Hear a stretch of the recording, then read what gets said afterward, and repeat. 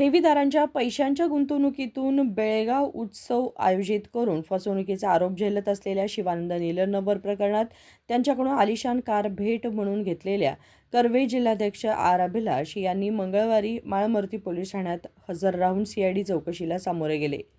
बेळगावात खळबळ उडवलेल्या 4,500 कोटी रुपयांच्या फसवणूक प्रकरणाच्या तपासाला वेग आला असून या संदर्भात सीआयडी पथक माळमर्ती पोलीस ठाण्यात दाखल झाले आहे. तपासाचा भाग म्हणून अभिनेते आणि कर्वे जिल्हाध्यक्ष अभिलाष हे सीआयडी अधिकाऱ्यांसमोर चौकशीसाठी हजर झाले. सीआयडीचे डीवायएसपी यांनी त्यांना आज हजर राहण्याची नोटीस दिले होते. याआधी मुख्य आरोपी शिवानंद निलनवर यांची पत्नी आणि व्यावसायिक भागीदार सुभाष यांच्यासह अभिलाष यांना ही नोटीस बजावण्यात आली होती. तपासादरम्यान निलनवर यांनी अभिलाष यांना महागडी सेकंड हँड मर्सिडीज कार भेट दिल्याची माहिती समोर आली होती.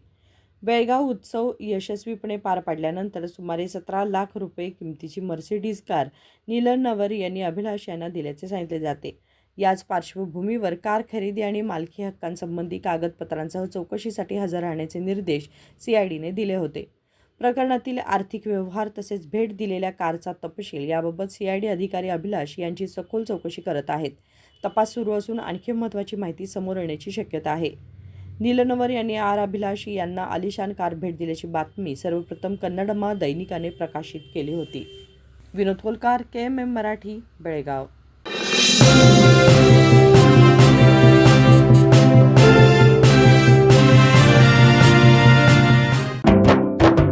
जले दीप अंगना में होगी रोशन दुनिया, पलकों तले छा जाए चांद तारों का साया, रंगोली में खिले रंग खुशियों के भी तराने, तन मन झिलमिल जाए हर पल होंगे सुहाने, ये अटूट बंधन खिले हर आशियाना, रंग वस्त्रों का खजाना मन भाए आराधना.